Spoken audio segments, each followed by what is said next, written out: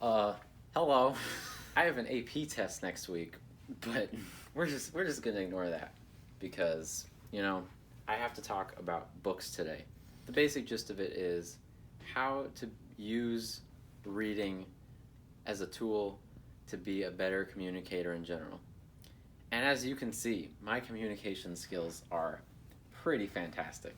All of the books that are in this bag right now are books that I have read that have influenced the way that I write things, or the way that I talk about things, or the way that I think about writing or talking about things. So that might be a little bit confusing. Let me just start with the first book. This is Mr. Fox by Helen Oyeyemi, and this book has really changed the way that I think about writing as an art form. I never really thought about writing as an art form. I thought about literature as a form of art, but not as much the act of writing as an art form. But this book is basically a painting. It begins very confusingly.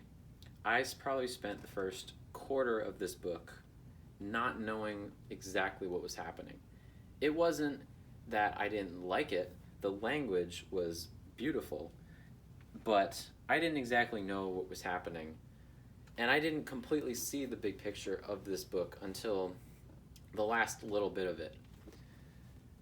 But it is like a painting because when it starts and it's confusing, it's like the beginning of any painting where the painter starts sketching things out, and they're very good at what they're doing. You can tell by the way they're doing it, but it doesn't really look like much of anything. You can't really see where it's going. It's just kind of messy, but beautiful. And then towards the middle, the painter will start filling in details here and there, just kind of jumping around to wherever they feel is rightfully next. And the order of that is also seemingly random, but you can tell that there's a purpose behind it because of how controlled they are at their craft. But then by the end, you have this amazing picture. And that is what this book is. It is a literary painting where every scene serves a purpose for the overall painting, but you don't see that purpose until the end. Book number 2, Virginia Woolf. This is Mrs. Dalloway, but really any Virginia Woolf book would work, I think. I've read Mrs. Dalloway, and I've also read To the Lighthouse, but this was just the one that I've read the most recently. This book is not a painting, even though it has a painting on the cover. This book is not a painting. This book, I would say, is the very opposite of a painting. There's a scene in the Charlie Brown Christmas special, or one of the Charlie Brown Christmas specials.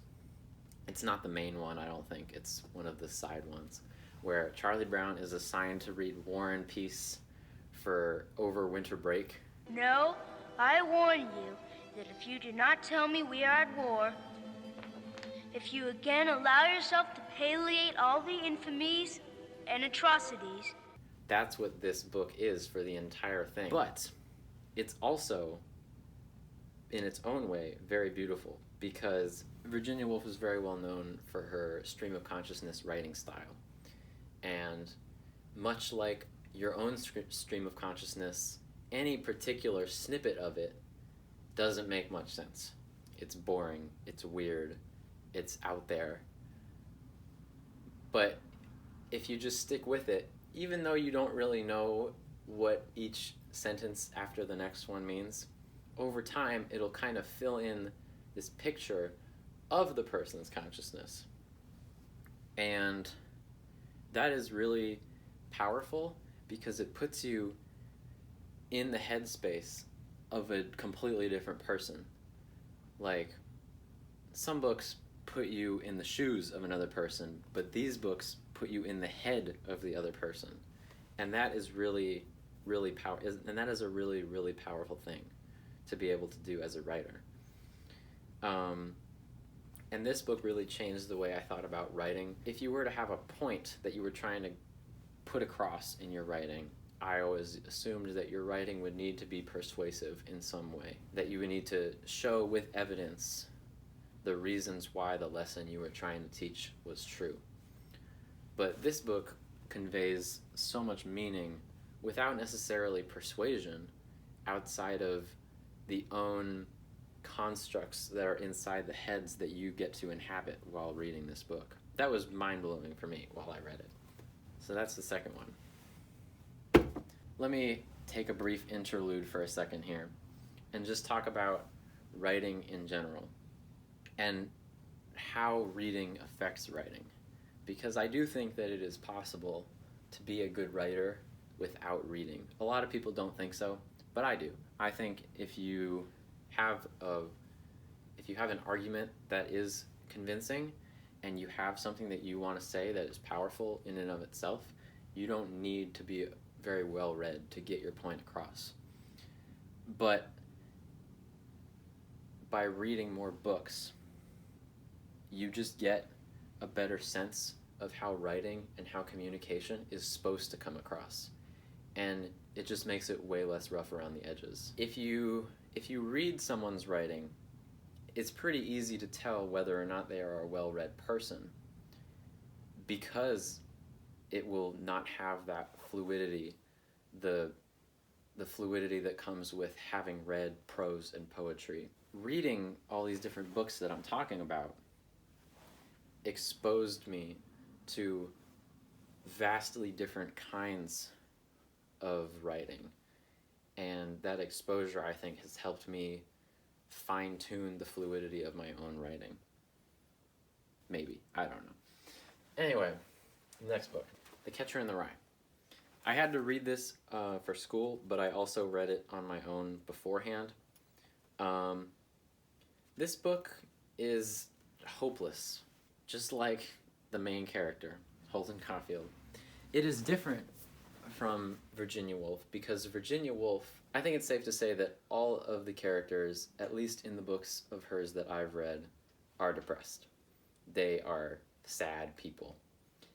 But even though you're in their headspace, exploring their consciousness, it's pretty easy to keep yourself removed from that sadness and observe it as a third person, even though you're reading their stream of consciousness and experiencing their emotions to a certain degree. By contrast, Catcher in the Rye completely puts you in the head of this character.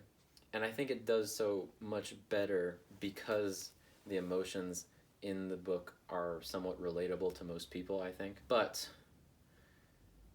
it makes this book very difficult to read, and it makes you as a reader feel just as hopeless as the character that you were reading.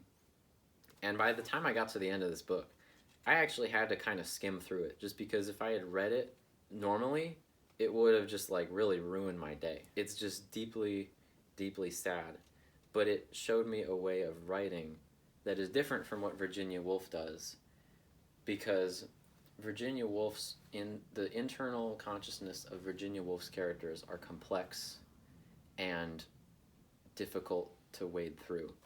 The inner monologue of Holden Caulfield is simple and easy to understand, to a point where it's too easy to understand because it makes you feel so hopeless reading it. And yeah, last book. This book will take a little bit more time to understand. Unlike the other books, which are very well known, that you might not have heard of this book, Mr. Fox is slightly less well known, but I think most people who read a lot have heard of Virginia Woolf, and they've heard of J.D. Salinger. But this book is a more recent book. I also just recently finished it. I think I finished it. Yeah, I finished this book yesterday. There are so many people trying to tell interesting stories in unique ways, especially on the internet, that to a certain degree it seems almost like the physical print medium is kind of played out. Every way that you can write a book has been written in that way. But this book is very unique because there are two very different ways of reading it. If you read it straight through from beginning to end, it is 3 stories that are somewhat related to each other, but also very different, told from this perspective of three different sets of characters, three different time periods. It's basically three different stories. But if you read it using a special page sequence that is given to you in the front of the book, it's called the Baroness page sequence, which is there. If you read it in that special page sequence, it will give you one cohesive story with one set of characters that takes place over a long stretch of time. And I just thought that was so cool. Like, I would really love to meet Alex Landrigan and talk to him about how he wrote this book, because I can't imagine, if I were to write something like this, I would need so many charts and spreadsheets and graphs to figure out where I was and what I needed to do to fulfill the narratives of what is basically 4 different stories that all connect together. But yeah, so this book kind of showed me that, you know, writing and prose and printing books on paper is not played out. There are still new ways to do it, and it's given me a lot of interesting ideas for that. In conclusion, I guess, if you want to be a good communicator or a good writer or a good speaker or an interesting person to talk to, you should read books, and you should read books that express a wide variety of communication and writing styles, because not only is it fun, for me anyway, but it's very interesting just to broaden your scope of what the written word is capable of. And yeah, that's pretty much it.